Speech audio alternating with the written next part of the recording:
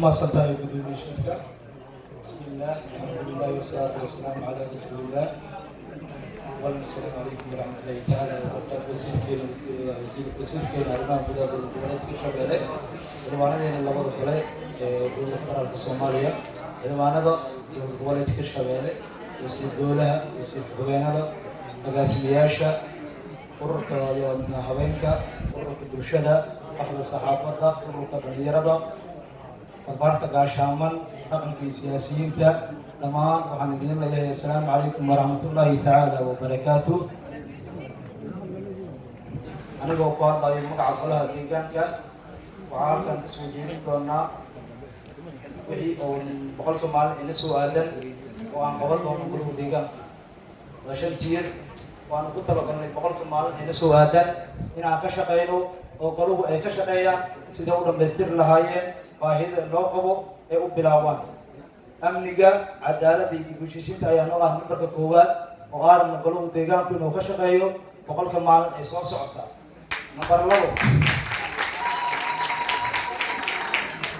نمبر لو وحنوا تايين تاي كرو قالس تابويا أكونتا ولا ديجان كيو يارشة قبل اسمتك بيرجع إمام الخدم ماذا يارين تقرشة قبل سمعتك مقالة تقوليس كوتلا وتلا أسبوع كم مقدش يدك ماذا وشيء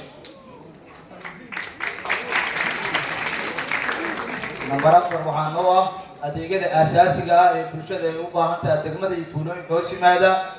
سيدا عفمات وحبرشة يبحيالها المتكا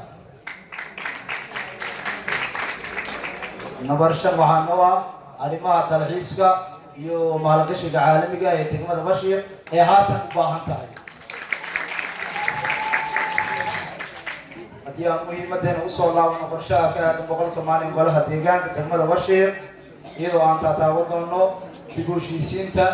aan ka bilaabi doonaa iyadoo oo loo baahay degmada iyo tuulooyinka hoosmaada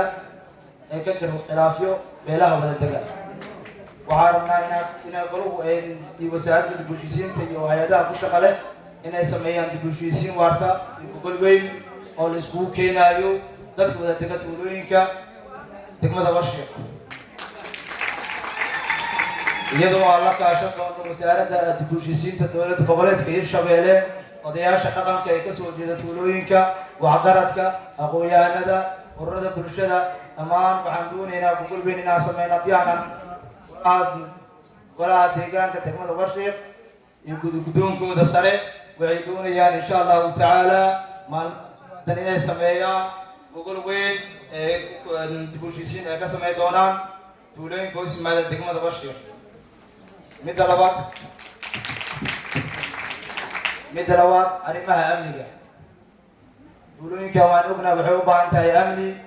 amni hadaa la helin nolol ma jirta amnigu wuxuu u yahay tiir dhaxaad waa muhiimadda koowaad ay u baahan tahay tuulooyinka hoosmaada iyo degmadu waxay leedahay station laakiin ma lahan ciidamadii nabad sugidda iyo booliskii waxaan ka doonaynaa wasiirka arrimaha gudaha iyo hay'adaha ku shaqeeya wasaaradda amniga inay noo sameeyaan hay'adihii nabad sugidda iyo hay'adihii booliska ciidamada iyadoo oo laga baahan baahiyaha ee gaarka ay qabaan in loo soo dhammaystiro sida agabyada ay ku goli lahaayeen si aan tuulooyinka iyo degmada amnigeedii ayay gacanta ugu dhigno ay u noqoto degmo amnigeedii lagu haleyn karo golaha deegaanka cadaaladda maxkamaddu waa haysanaa laakiin waxay u baahan tahay tayeen iyo agabka ay ku shaqeyn laheeday oo dadkii lagu kala xukumi lahaa in loo soo dhammaystiro iyadoo aan ka sugayno wasaaradda cadaaladda dowlad goboleedka Hirshabelle iyadana qodobkeena labaad tayeentii kor u qaadista golaha deegaanku waa golo la soo doortay wuxuu u baahan yahay tababaro seminaaro oo dhan walba leh haddii ahaa lahaayeen dibadaha haddii ahaa lahaayeen degmada in lagu siiyo haddii ahaa lahaayeen goluhu deegaanku ka dhisan goboladu in booqasho loogu geeyo si xirfadooda iyo shaqadooda kor u qaadistooda ee aqoontooda u saramarto midda saddexaad qorshaha qaab dhismeedka magaalada iyo dhismaha wadada degmada Bashiir waxaan la kaashan doonaa hay'adaha ku shaqada leh wasaaraddeena arrimaha gudaha dowlad goboleedka Hirshabelle iyadoo aan rabno inaan dhisno wadada isku xidhko degmada Warshiiq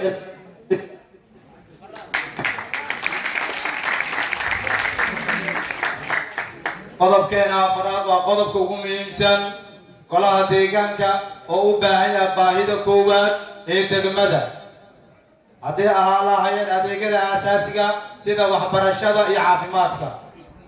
waxbarasho iyo caafimaad midnaba ma haysato degmadan laakiin waxaan rabnaa sidii golahan loo soo dhisay inay hesho waxbarasho iyo caafimaad maanta bixi ka dambeeya iyadoo aan ka rabno wasaaradda caafimaadka dowlad goboleedka Hirshabelle iyo hay'adaha ku shaqada leh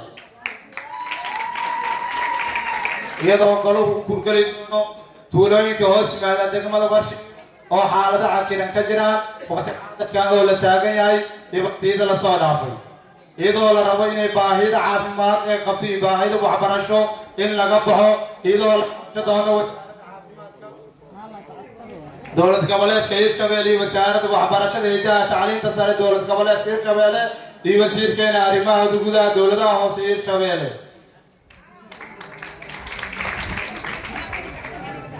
qodobkeena afraad kobcinta dhaqaalaha magaalada iyo dhiirigelinta dalxiiska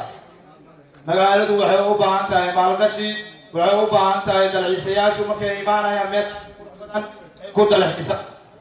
magaaladan waa jasiirad yar aad u qurux badan indhaha caalamka hayaan sidee baa ugu faa'iideysan karnaa dalxiiska imaanaya iyadoo loo qaban doono adeegyada asaasiga ah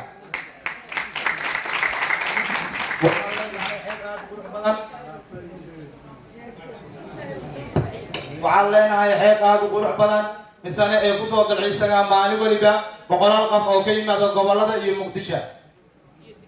boqolaalkaas qof oo ka imaanaya magaalada Muqdisho kama helaan degmadu dalxiisayaashu hadday imaadaan waxyaalaha ay u baahan yihiin bulshada ka soo jeeda degmada Warshiiq waxaan ku dhiirigelinayaa degmada Warshiiq waa dalmo mar waliba loo soo dalxiis tago inay ka faa'iideystaan dalxiisayaasha imaanaya ee u qabtaan adeegyada ay u baahan yihiin wasaaradda dhirka iyo dowlad goboleedka Hirshabelle waxaan ka codsanaynaa xeebtan dheer oo qurux badan inay noogu talaasho geedo aad u qurux badan oo indhaha soo jiidanaya hadduu ilaahay ka raali noqdo khudbadeedu waa dhigay waxaan halkan tacsi balaaran ugu dirayaa ilmaama hadal kuma jiro musiibadii maanta ka dhacday goboley ee ku geeriyoodeen gudoomiye ku-xigeenka iyo gobolka iyo xubno wasiiraha iyo rag kaloo la socday waxaan leeyahay haddii aan nahay golahu degmada Warshiiq aad baan u tiiraanaysanahay waxaan naga dhintay rag ka tirsan Hirshabelle way shahiideen ilaahay waxaan ugu baryaynaa jannadii macaaneed inuu ilaahay ka waraabiyo wasiirka arrimaha gudaha dowlad goboleedka Hirshabelle maanta waxaan ku codsanaynaa deegaanadeena hoos yimaada tuulooyinka degmada Warshiiq mar waliba waxaa ka dhaco dagaaladaas waxaa keena dhirta la jarayo haddii aanan golaha deegaanku ma ogolin bulshadeenu dabargoon bay u tahay mar waliba waxa la isku dagaalana waa dhirtaas maanta waxaa ka rabnaa wasiirkeena arrimaha gudaha dowladaha hoose Hirshabelle iyo qaranka Tidore Samina Xasan Shibis inay maanta halkaan ay ka cadeeyaan inaan maanta wixii ka dambeeyo dhir aan laga jari karin lana dhoofi karin iyadoo aan soo shaqo tagaan dadkii magaalooyin kale dadkeena isku diraayo duujadeena baabi'inayo waxyaalihii oo u baahneen roobku maanta wuxuu noogu daayay abeerta noo haysato waxaa kamid ah dhirtii aan baabi'inayno dhirteena haddaan baabi'ino maanta maxay xoolahayna cunayaan waa maya marka insha Allah hadduu ilaahay ka raali noqdo wasiirkeena xildhibaanadeena iyo golaha dhammaan martida sharafka soo qayb gashay maanta wixii ka dambeeya goluhu ma doonayaan ajenda bay ka soo saari doonaan wasiirka horgeed doonaa dhir maalinta ma laga jari doono deegaanada hoos yimaada degmada Warshiiq ma jiri doonto. Assalaamu calaykum waraxmatullaahi tacaala wabarakaatuh.